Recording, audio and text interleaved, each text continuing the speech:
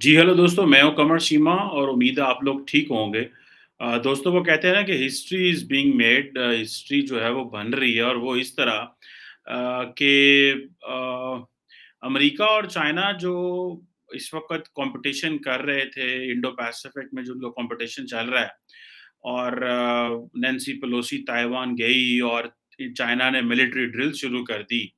उधर इंडिया और अमेरिका जो है वो माउंटेन टॉप ड्रिल शुरू कर रहे हैं चाइना बॉर्डर के करीब। और ये अब आप इमेजिन करें कि जैसे बीजिंग जो है वो ताइवान के ऊपर प्रेशर बिल्डअप कर रहा है। जो अमेरिका ने जो है वो इंडिया की मदद से एक सेकंड फ्रंट जो है वो चाइना के लिए खोल दिया। अब आप अगर देखें कि ये जो अमेरिकी जो फ़ौज है उसकी जो यूएस आर्मी पैसिफिक कमांड है, उन्होंने कहा है कि जो 18 अक्टूबर से 31 अक्टूबर तक ये मिलिट्री ड्रिल्स होंगी। इनका नाम दिया गया वॉर प्रैक्टिस, युद्ध अभ्यास के नाम से ये बेसिकली जॉइंट एक्सरसाइजेज हो रही हैं, वॉर प्रैक्टिस यानी कि वॉर की प्रैक्टिस शुरू होगी। और ये साउथ एशियन आप देखिए कि अब जंग किधर आ गई है। और ये बेसिकली इंडिया की जो स्टेट है उत्तराखंड, ये वहाँ पे ये हो रही हैं। और अब आप इमेजिन कर सकते हैं कि जो एक्सरसाइजेज के लिए जो लोकेशन चुनी चुनी गई है, इसकी जो टाइमिंग चुनी गई है और इसकी जो ग्लोबल एंड रीजनल सिग्निफिकेंस है, उसको आप ज़रा देखें कि इसकी क्या है। उधर आपको पता है कि थोड़ा अरसा क्या पहले अभी श्रीलंका ने चाइना को मना कर दिया कि वो जो अपना जो मिलिट्री शिप है, जो जिसको इंडिया ने प्रोटेस्ट किया कि वो क्यों श्रीलंका आ रहा है, तो चाइना ने श्रीलंका ने कहा है कि ये ना पहुँचे।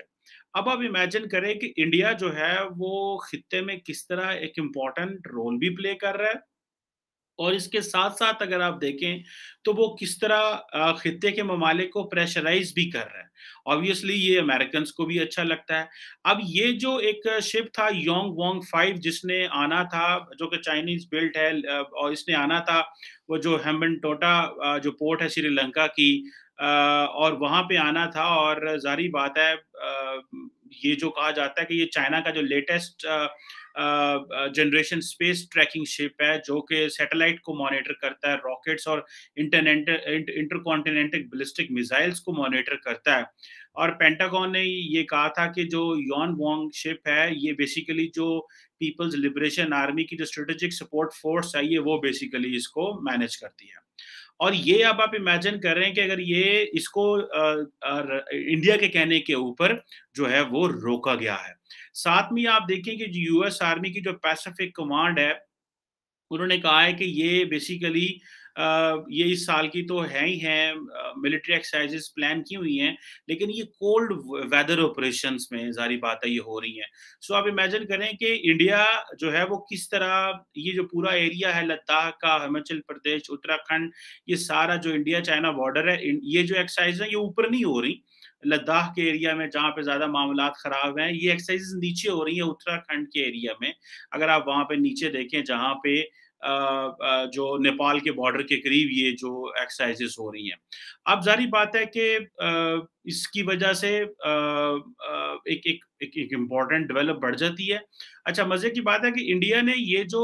ड्रिल्स हैं ये 2014 में, 2016 में और 2018 में भी ये युद्ध अभ्यास जो है इसको होस्ट किया हुआ है। और एक बड़े लंबे जो बाउंड्री के ऊपर ये होती हैं, ये लेकिन एक नई डेवलपमेंट है जिसको पूरी दुनिया में देखा जा रहा है। और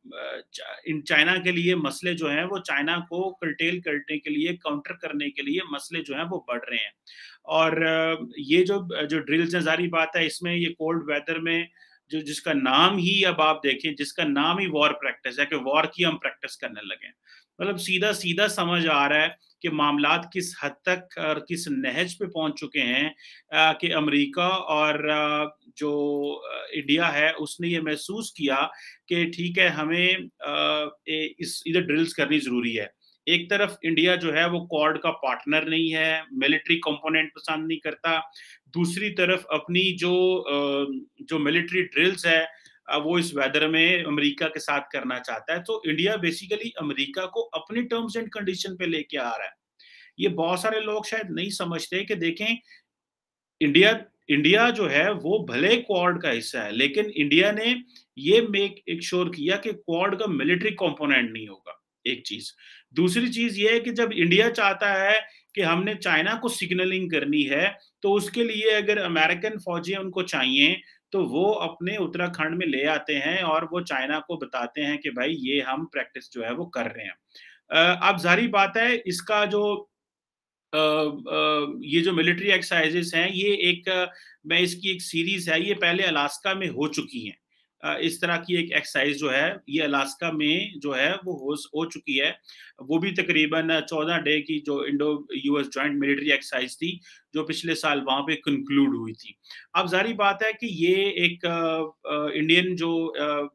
इंडिया के तकरीबन उस वक्त भी कोई 300-400 बंदा इसमें इन्वॉल्व था। अमेरिका की तरफ से भी इतने ही जो फौजी थे वो इस चीज़ की प्रैक्टिस कर रहे थे। तो अब आप इमेजिन कर सकते हैं कि दोनों ममालिक जो हैं वो क्या समझते हैं कि हमें ये जो इंडो यूएस डिफेंस टाइज़ है इसको किस तरह लेके जाना है।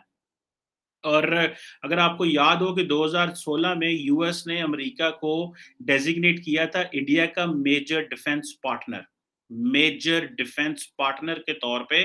डेज़िग्नेट किया था। और ये इसकी जो डेज़िग्नेशन है ज़ाहिर बात है इसको लेकर के जो इंडियंस हैं वो समझते हैं कि ये उनका ज़ाहिर बात है एक स्टेटस अपग्रेड हो गया कि हाँ भाई हम अब जो है वो अमेरिका के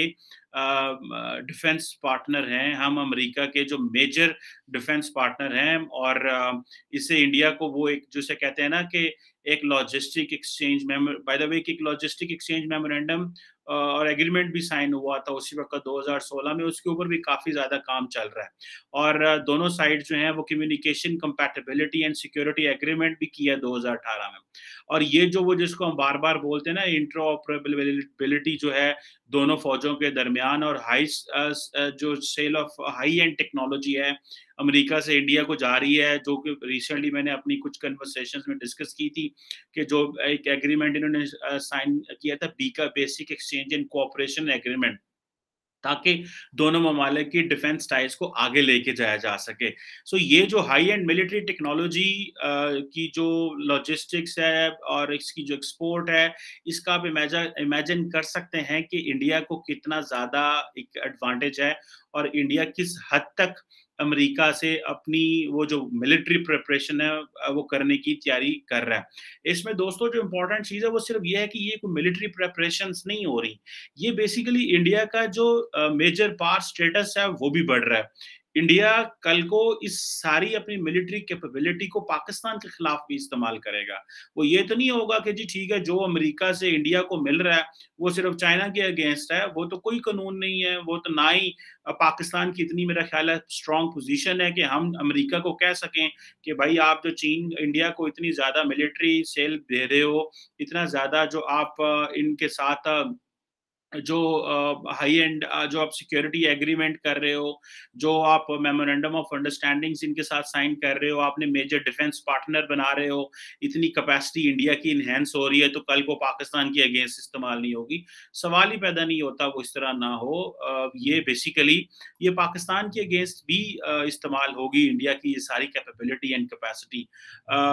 जिसे आप कह लें कि एक एक एक एक इम्पोर्टेंट जिसे आप कह लें कि ये चीज़ है। और दूसरा ये है कि इससे एक ये भी तासुब दिया जा रहा है कि वो जो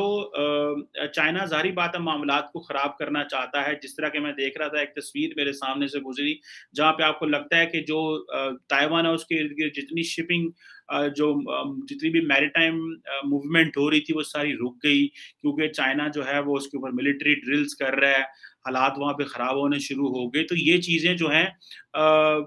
ये भी मामलात है। दूसरी तरफ इंडिया को ये है कि हम वो कम्फर्ट लेवल जो है अमेरिका के साथ जितना ज़्यादा होगा उतना हमारे साथ अच्छा है। और मज़े की बात ये है कि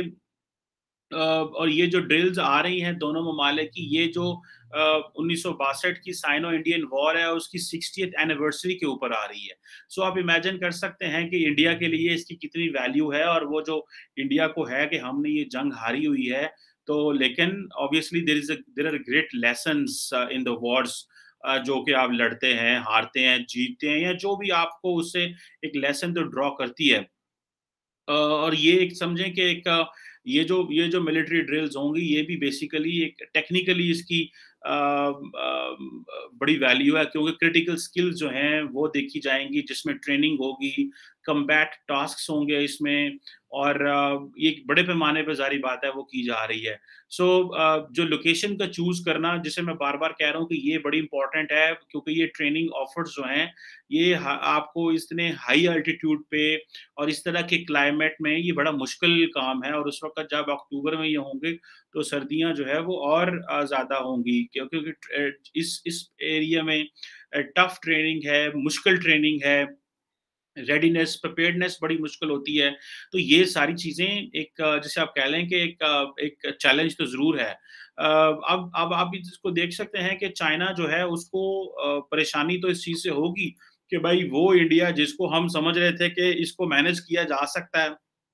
वो अमेरिकन्स के साथ हमारे बॉर्डर पे आ गए हैं। और अमेरिकन्स को ये है कि ठीक है, हमने अगर खित्ते में अपनी चौधराहट दिखानी है, हमने खित्ते में अपना इन्फ्लुएंस दिखाना है, तो हमें फिर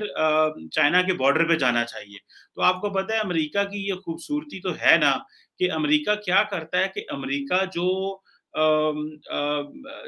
जहाँ पे थ्रेट होता है वहाँ पहुँच जाता है। सो उनको पता है कि चाइना एक थ्रेट है और हमें वहाँ पहुँचना है। और वो ये चाइना को वहाँ पे बैठ के डील नहीं करेंगे, वो चाइना को चाइना के इर्द-गिर्द बैठ के डील करेंगे। सो इसीलिए भले वो साउथ एशिया हो, भले इंडो पैसिफिक हो, जहाँ भी हो, वो अपनी पूरी की पूरी जो है वो इन्फ्लुएंस रखते हैं। अब जिस तरह फॉर एग्ज़ाम्पल ये जो मसला बना जो यॉन वोंग 5 का श्रीलंका में आने का, तो आप क्या समझते हैं इसमें अमेरिकन्स ने अपना रोल प्ले नहीं किया होगा टू पुश द श्रीलंकन्स और टू पुश द इंडियंस के इसको ब्लॉक करें? क्योंकि पहले ही चाइनीज़ जो मिलिट्री है, पीपल्स लिबरेशन आर्मी जो है, उसकी स्ट्रेटेजिक सपोर्ट फोर्स जो है वो इसको इस्तेमाल करती है, ताकि सैटेलाइट्स वगैरह को मॉनिटर करने के लिए। सो अब ज़ाहिर बात है कि ये एक इम्पॉर्टेंट चीज़ है। जिसे कहते हैं ना कि जिसपे जो चाइनीज़ फॉरेन ऑफिस है, चाइनीज़ मिनिस्ट्री की जो स्पोक्स पर्सन है वांग वेनबेन, उन्होंने भी एक स्टेटमेंट दी थी कि जो थर्ड पार्टीज़ हैं, उनको मामलात को ख़राब नहीं करना चाहिए। तो ज़ाहिर बात है इसमें थर्ड पार्टी वो इंडिया ही है, और इंडिया जो है वो जहाँ पे भी बैठता है वो एक ही चीज़ करता है कि अगर आपके मुल्क में चाइनीज़ मनी आ रही है, तो वो पैसा ठीक नहीं है। अगर चाइनीज़ इन्वेस्टमेंट कर रहे हैं, तो वो पैसा ठीक नहीं है। अगर वो पैसा जो है इन इन टर्म्स ऑफ उसमें आता है, आपको कर्ज़े दिए जा रहे हैं, आपको इंटरेस्ट पे चीज़ें मिल रही हैं, तो वो जो है वो पैसा ठीक नहीं है।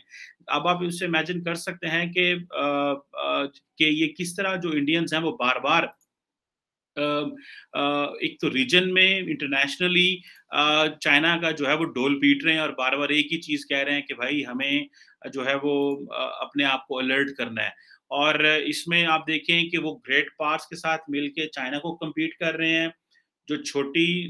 रियासतें हैं उनको कह रहे हैं कि भाई हमने जो है वो मिलके चलना है, और हमें चाइना को काउंटर करना है। चाइना जो है that is coming with liabilities and all that. So ये चीज़ें बड़ी इम्पोर्टेंट हैं, और ये अब इसको आगे अगर आप जाके देखें